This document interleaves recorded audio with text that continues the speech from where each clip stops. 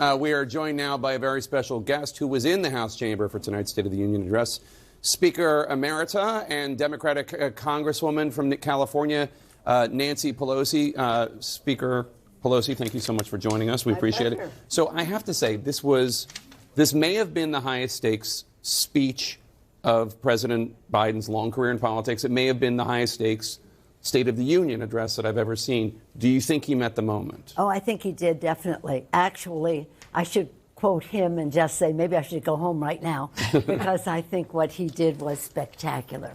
He did it with vigor, he did it with vision, with patriotism, and I think it was one of the finest State of the Union addresses I have seen, and I've seen many. So obviously a lot of Republicans are critical of it. One of the things that they're criticizing it for is for being political, and it was a very political State of the Union address. Well, it had some political aspects to it, mostly generated by the audience saying 4 more years.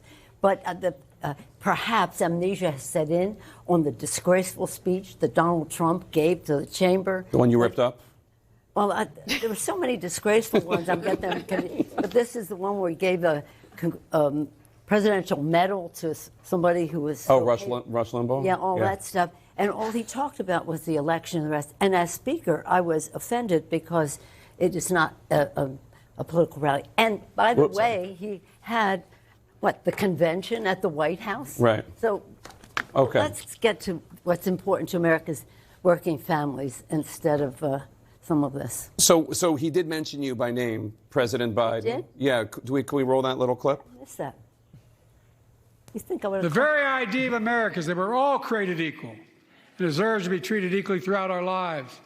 We've never fully lived up to that idea, but we've never walked away from it either. And I won't walk away from it now. I'm optimistic. I really am. I'm optimistic, Nancy. You didn't hear it that time? I missed it. He said, I'm optimistic. I'm optimistic, Nancy. You didn't catch that the first time? I guess there's a lot of noise going on. A lot of noise, yeah. Why do you think he said that to you? Do you disagree with him privately about his optimism? No. I think he was saying, I hope you agree that I delivered the message tonight. This was, you said it's high stakes. One of the reasons it's high stakes is because the opposition, the person that he's running against, is such a low form. I always say he's doing a limbo contest with himself to see how low he can go. So that's really important for the Democratic candidate, who is the incumbent president, to be presidential, to show a path. And I think, quite frankly, while I missed the Nancy part, I did love what he said at the end about 2 paths. You have a path that takes us to the past, narrowing our freedom. In the history of our country, we have always expanded freedom. From a constitution which, thank God, our founders made it amendable, ending slavery, expanding the right to vote, black men, women, as time goes by, Roe v. Wade and the rest, until this court narrowed freedom with the Dobbs decision. And threatening to say, because privacy is not guaranteed in the Constitution and we are ignoring precedent of the court, everything else is at stake, whether it's marriage equality or whatever else. So this was a path to go back or a path to go to the future. And I think that he very clearly laid out a vision for the future based on values and really centered around America's working families, which has always been his commitment. And quite frankly, I think tonight was a clear definition between the Democrats and the Republicans as what we stand for. And he has faced down big money in guns and won, big money in pharma and won, big money in fossil fuel industry and won with legislation in the Congress and a path with more to come, making wealthy people pay their fair share. Dana? Madam Speaker, one of the clearly ad-libbed moments was during the section about immigration. And I'm sure you saw the buttons that your colleagues across the aisle had. And he had one of those buttons. We believe it was given to him by Marjorie Taylor Greene. And when she said something to him during his speech, he responded. I think we have that. Let's listen to it. I didn't see any Republican buttons. Lincoln Riley, an innocent young woman who was killed by an illegal. That's right. But how many of the thousands of people being killed by illegals? To her parents, I say, my heart goes out to you, having lost children myself. I understand. Now, you should have said undocumented, but that's not a big thing, okay?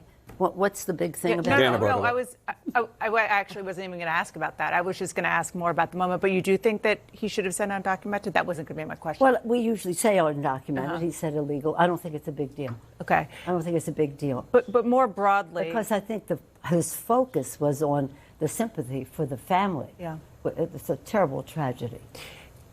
that was going to be the basis of my question about it, which is, as you well know, maybe you didn't know about the buttons. There's been a lot of talk, a lot of news about this young woman who was a student at University of Georgia, and she died, and apparently was an undocumented immigrant. And the fact that he was ready with that, with the button, with the response. What do you make of that when it comes to not just the substance, but also the performance?